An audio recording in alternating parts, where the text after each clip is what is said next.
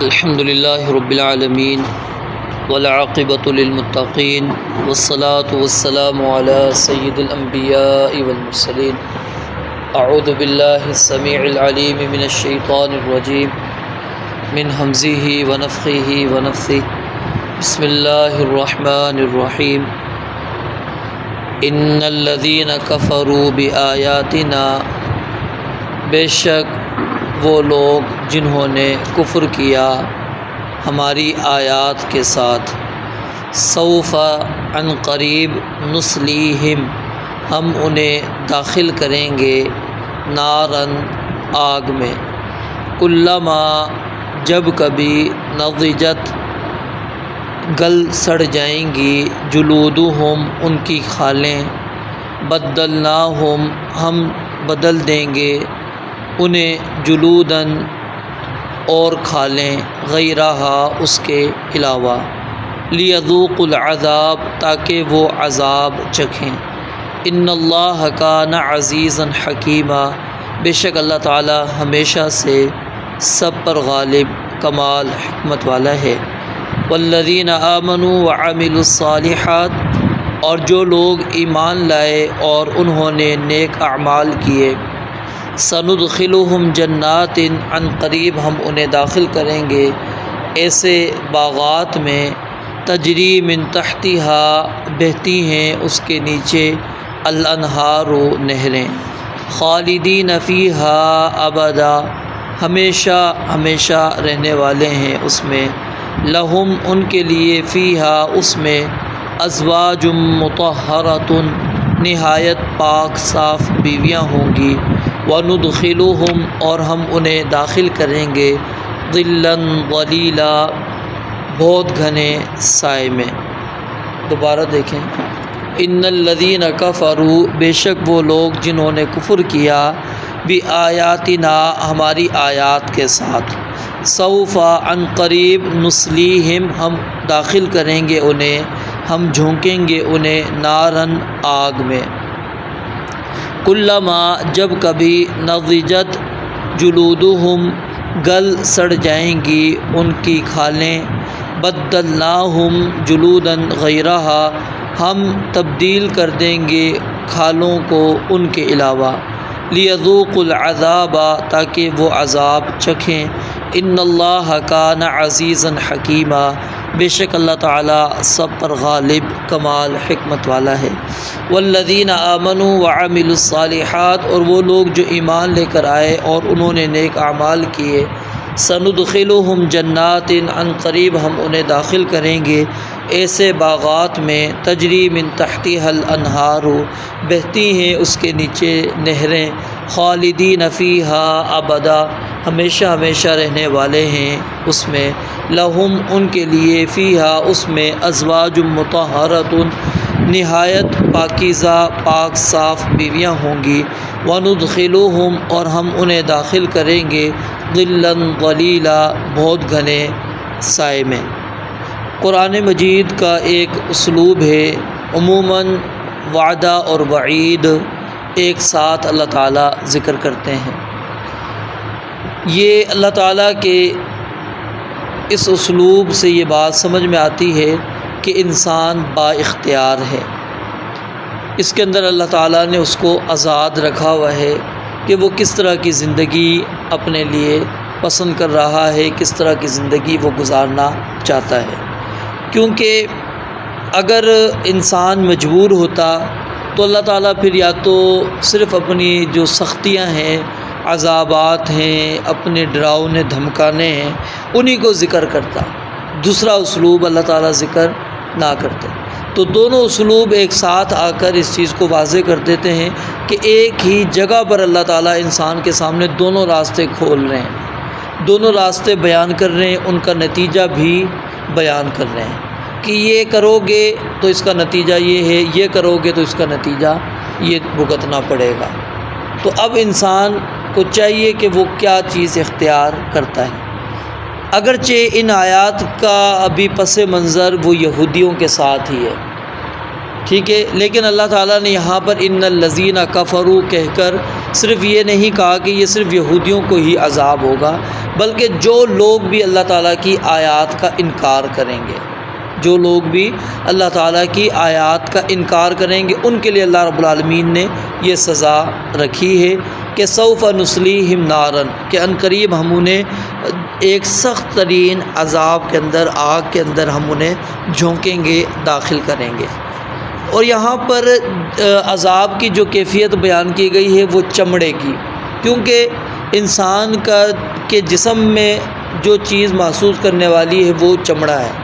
کھال ہے، یہ سب سے پہلے محسوس کرتا ہے، ٹھیک ہے۔ ہڈیاں وغیرہ یہ دوسری چیزیں وہ اتنی جلدی محسوس نہیں کرتی، کھال جو ہے یہ جلدی محسوس کرتی ہے، تو اس لیے اللہ رب العالمین نے یہاں پر اس کھال کا ہی تذکرہ کیا۔ اب یہ کتنے سیکنڈوں میں تبدیل ہوگی اس کو اللہ تعالیٰ ہی بہتر جانتے ہیں۔ ہاں بس ہمیں حدیثوں کے اندر تھوڑا سا یہ اشارہ ملتا ہے کہ اس دن یہ جسم نہیں ہوں گے جو آج کے جسم ہیں، اللہ تعالیٰ بڑا جسم انسان کا بنائیں گے، جس کی داڑھ کے متعلق آتا ہے کہ احد پہاڑ کے برابر ہوگی، انسان کی جو داڑھ ہوگی وہ احد پہاڑ کے برابر ہوگی۔ تو آپ پھر یعنی آج کے جسم کو اگر ہم دیکھتے ہیں تو ہمارے جسم میں جو داڑھ ہے اس کی کیا حیثیت ہے، تو اس وقت وہی داڑھ احد پہاڑ کے برابر ہو تو انسان پھر کتنے قد و قامت کا ہونا ہے، کتنا وہ پھیلا ہوا ہوگا۔ اور پھر اس کی جو جلد کی موٹائی ہے، نبی علیہ السلام نے فرمایا کہ 3 دن گھوڑے کو دوڑایا جائے، جتنی مسافت وہ طے کرے گا اتنے فاصلے کے مطابق اس کی کھال ہوگی، اور یہ کھال جو 3 دن کی یعنی موٹائی کے لحاظ سے، اور یہ سیکنڈوں کے اندر کیا ہو جائے گی، گل سڑ جائے گی، کوئی پتہ نہیں پڑے گا۔ اور پھر جو کان اور کندھوں کے درمیان کا یہ جو فاصلہ ہے، اس فاصلے کو رسول اللہ صلی اللہ علیہ وسلم نے 70 سال کا فاصلہ قرار دیا۔ تو یہ اس سے یعنی کہ تھوڑا سا بس اتنا اشارہ ہمیں ملتا ہے کہ وہ جسم جو ہے اللہ رب العالمین نے ایک خاص قسم کا وہ دینا ہے، اور اس کا مقصد کیا ہے، لیذوقوا العذاب، تاکہ وہ عذاب کو چکھیں۔ اور یہ ان سے کہا جائے گا ذق انک انت العزیز الکریم، کہ چکھ عذاب کو، کیوں؟ دنیا کے اندر تو بڑا معزز اور بڑا کریم سمجھا جاتا تھا نا، تو آج تو نے اس وقت اللہ رب العالمین کی آیات کا انکار کیا، اپنے آپ کو بڑا سمجھا رب کے حکم کے آگے، تو آج اس عذاب کو تو چکھ۔ اور یہ عذاب اسی طرح اللہ رب العالمین فرماتے ہیں ان کو دیا جائے گا۔ یہ یہاں پر صرف ایک یعنی کہ ایک حصہ ذکر کیا گیا، یہ نہیں کہ صرف یہی عذاب ہے، اور بھی مختلف آیات کے اندر اللہ تعالیٰ نے ان کی تفصیلات کو بیان کیا۔ لیذوقوا العذاب ان اللہ کان عزیزا حکیما، کیوں اللہ تعالیٰ داخل کریں گے جہنم کے اندر؟ اگر اس کو ہم یہودیوں کے ساتھ جوڑتے ہیں تو وہ اپنے بارے میں یہ زعم رکھتے تھے کہ ہم اللہ کے بیٹے ہیں، اللہ کے محبوب ہیں، اللہ نے جنت ہمارے لیے بنائی ہے، لن يدخل الجنۃ الا من کان ہودا او نصارا، جنت میں صرف یہودی یا عیسائی جائیں گے۔ لن تمسنا النار الا ایاما معدودہ، ہم نے جہنم کی آگ چھوئے گی نہیں، ہمارے لیے اللہ تعالیٰ نے بنائی نہیں۔ تو اللہ رب العالمین نے فرمایا یہ بات یاد رکھ لو، اللہ تعالیٰ عزیز ہے، تمہاری یہ اس طرح کے زعم خیالات یہ کام آنے والے نہیں ہیں۔ عزیز حکیم ہے اللہ رب العالمین کی ذات، اللہ کو پتہ ہے کہ میں نے کس کو جہنم کے اندر ڈالنا ہے، کس کو نہیں ڈالنا، یہ اللہ رب العالمین کی حکمت ہے۔ پھر آگے اللہ رب العالمین نے ایمان اور عمل صالح کو ذکر کیا۔ عموماً یہاں پر لوگ فرق کرتے ہیں کہ ایمان الگ چیز ہے، عمل صالح الگ چیز ہے، دونوں ایک ہی چیز ہیں، کیونکہ ایمان کے اندر 3 چیزیں آتی ہیں، زبان سے اقرار، دل سے تصدیق اور اعضاء سے عمل۔ یہ تینوں چیزوں کو ملا کر ایمان بنتا ہے۔ اگر صرف زبان سے اقرار ہے، عمل نہیں ہے، یا دل میں تصدیق نہیں ہے، یہ کافی نہیں ہے۔ یہ تینوں چیزیں ایک ساتھ ہوں گی تو پھر وہ ایمان بنے گا۔ تو اللہ رب العالمین نے صرف عمل صالح کو الگ طور پر ذکر کر کے یعنی اس کی اہمیت کو اجاگر کیا ہے، اور عمل کی طرف اللہ رب العالمین نے انسان کو ترغیب دی ہے کہ صرف کلمہ پڑھ لینا کافی نہیں۔ آج کتنے مسلمان ہیں وہ بس یہی سمجھتے ہیں کہ ہم نے جی کلمہ پڑھ لیا ہم مسلمان ہیں، ہمیں عمل کی کوئی ضرورت نہیں۔ اور پھر کتنے ہی آپ نے دیکھے کہ لوگ جو بیعت کرتے ہیں اس کے اندر بھی کیا ہے جی ہمارے فلاں مرشد ہیں، ہم نے فلاں کے ہاتھ پر بیعت کی ہوئی ہے، نماز کوئی جی ضرورت نہیں، روزہ کسی چیز کی ضرورت نہیں، زکوٰۃ کچھ بھی نہیں، جی ہمیں وہ بخشوا دیں گے۔ عمل سے اپنے آپ کو انہوں نے کیا کر دیا، آزاد سمجھ لیا، بس سمجھا ہم نے کسی کے ہاتھ پر کسی پر ہاتھ میں ہاتھ دے دیا ہے، اب بس اس نے ہماری ساری ذمہ داریاں لے لی ہیں، اب ہمیں کرنے کی کچھ ضرورت نہیں۔ اور یہ جو ایصال ثواب والا ہمارے ہاں جو عقیدہ نظریہ چلا، اس کے پیچھے بھی وجہ کیا ہے کہ ان کو پتہ ہے دنیا میں تو ہم نے کچھ کیا نہیں، اب ہمارے مرنے کے بعد ہمارے جو عزیز و اقارب ہیں ان کے ذمہ لگا جاؤ کہ وہ کچھ نہ کچھ کرتے رہیں، پھر وہ قبر پہ قرآن پڑھوا لیں، مسجدوں کے اندر پڑھوا لیں، گھروں کے اندر آ کے قرآن خوانی کرا لیں، پھر آپ جو تیجا چالیس یہ ساری چیزیں یہ اسی وجہ سے نکالی گئی کہ پتہ ہے کہ اب کیا ہم نے کچھ نہیں، اب مرنے کے بعد تو کچھ تو آئے نا ہمارے پاس، اب انہوں نے کہا کہ چلو اس طرح کچھ نہ کچھ ہمارے پاس آ جائے گا، ہمارے کھاتے کے اندر کچھ نہ کچھ ہمیں مل جائے گا۔ تو یہ اصل میں عقیدہ بنیادی طور پر گھڑا ہی اس لیے کیا ہے، مولوی کا فائدہ تو ہے ہی ہے، ٹھیک ہے۔ وہ ایک مشہور واقعہ ہمیں استاد اکثر طور پہ سنایا کرتے تھے کہ مولوی کبھی بھوکا نہیں مرے گا۔ تو ایک بندہ آیا، اس بچہ پڑھنے آیا، تو اس نے کہا آپ کہتے ہیں کہ مولوی بھوکا نہیں مرے گا، کیسے؟ کہا کہ دیکھو کوئی مرے گا تو تمہیں 40 دن تک روٹی ملے گی اس کے گھر سے، پہلے مطلب یہ چلتا تھا کہ 40 دن تک تمہارے پاس کھانا اس گھر سے آتا رہے گا جہاں پر جو بندہ فوت ہو گیا۔ اس نے کہا پھر اس کے بعد اس نے کہا، استاد نے کہا کوئی اور مر جائے گا، تجھے فکر کیا لگی، 40 دن کے اندر کوئی اور نہیں مرے گا، کوئی اور مر جائے گا، تیری روٹی چلتی رہنی ہے، تجھے ملتی رہے گی، تو بے فکر ہو جا کہ تو بھوکا مرے گا، تجھے روٹی ملتی رہے گی، کوئی نہ کوئی مرتا چلا جائے گا۔ تو اب کیا ہے، ہم نے صرف یہی سمجھا کہ یہ ہمارے پیٹ کا مسئلہ ہے، اور پھر اس طرح گھڑ لیا گیا اس چیز کو، اور پھر لوگوں کے اندر اتنی زیادہ اس کی یعنی اہمیت اجاگر کر دی گئی کہ لوگ کچھ کریں نہ کریں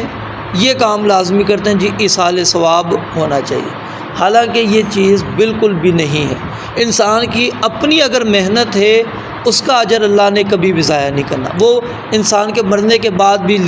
لکھا جاتا ہے۔ اگر انسان نے کچھ بھی نہیں کیا، بے شک آپ جتنے بھی زور لگا لیں،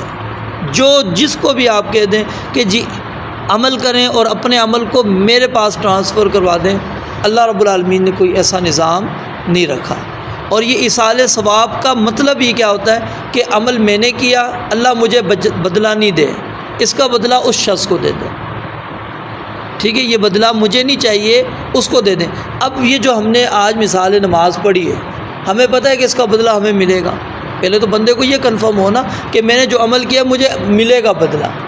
ہمیں تو پہلے یہی چیز کنفرم نہیں ہے کہ ہمیں اس پر اجر ملے گا بھی یا نہیں ملے گا، ثواب ملے گا یا نہیں ملے گا، کتنا ملے گا ہے، یا ہمیں اس کے بجائے ہمیں اس پر سزا ملے گی، کیا ہے۔ تو ہم کہتے ہیں کہ نہیں اللہ یہ اٹھا کے اس کو تو دے دے۔ تو یہ اللہ رب العالمین سے مطلب ایک ایسا بندہ مطالبہ اس عقیدے کے اندر کروا رہا ہے کہ وہ اللہ رب العالمین کو نعوذ باللہ مجبور کر رہا ہے کہ میں نے یہ کام کیا ہے، اب تو نے اس کا اجر ثواب لازمی طور پہ اس کو دینا ہے۔ اگر نہیں دیتا تو اس کو آپ ایک اور مثال سے سمجھیں گے۔ مثال ہے، اب میں یہاں پر کام کر رہا ہوں، میں کہتا ہوں کہ حاج صاحب آپ فلاں بندے کو 2000 روپے دے دیں، اب حاج صاحب نہ دیں تو یہ کیا ہو جائے گی، زیادتی ہو جائے گی ان کی، کیونکہ وہ میں نے کہا میری تنخواہ میں سے دیں، وہ نہیں دے رہے تو اب وہ کیا کر رہے ہیں، زیادتی ہے۔ تو گویا کہ میں نے عمل کیا، میں نے کہا اللہ اس کا اجر اس کو دے دے، تو اللہ نہیں دے گا تو کیا ہو گیا، نعوذ باللہ اللہ نے زیادتی کر دی کہ میں چاہ رہا تھا میرا وہ اجر ثواب اس بندے کو ملے اور اللہ تعالیٰ نہیں دے رہا۔ تو یہ اس کے اندر یہ بھی گستاخی اس عقیدے کے اندر پائی جا رہی ہے۔ تو اس لیے اللہ تعالیٰ نے عمل صالح کو الگ ذکر کر کے اہمیت اجاگر کر دی کہ ایمان کے ساتھ عمل کو بھی لازمی طور پر اختیار کرنا، اس کو کبھی بھی چھوڑنا نہیں ہے۔ پھر اللہ رب العالمین نے یہاں پر جو باغات کا ذکر کیا، اس کی علماء نے ایک حکمت یہ بیان کی ہے، عرب کے اندر باغات نہیں تھے،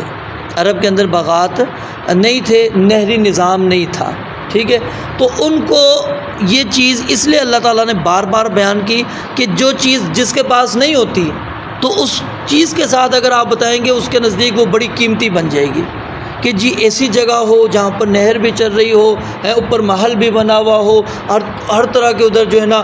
گھنے درخت بھی لگے ہوئے ہوں، پھل بھی لگے ہوں، تو بندہ سوچتا اچھا اتنی بڑی نعمت۔ اب ہمیں کیوں نہیں اتنی زیادہ محسوس ہو رہی ہوتی؟ کیونکہ ہم نے یہ چیزیں اپنے معاشرے میں دیکھی ہوتی ہیں، ہم نے کسی نہ کسی طرح یہ چیزیں دیکھ لی، ہم کہتے ہیں کیا نہری نظام ہے ہمارے پاس؟ تو ان کے نزدیک کیا تھا؟ یہ بالکل صحرا تھا، کچھ بھی نہیں تھا، تو اس لیے وہ ان کے ہاں یہ بڑی اہمیت کا حامل بنتا تھا کہ باغ بھی ہو اور گھنا بھی ہو اور ساتھ میں ادھر نہر بھی چل رہی ہو، ٹھیک ہے؟ پھر نہریں بھی وہ جو سورہ محمد کے اندر اللہ رب العالمین نے 4 بیان کی، وہ اس قسم کی نہریں، تو اس سے کیا ہے ایک دلکش منظر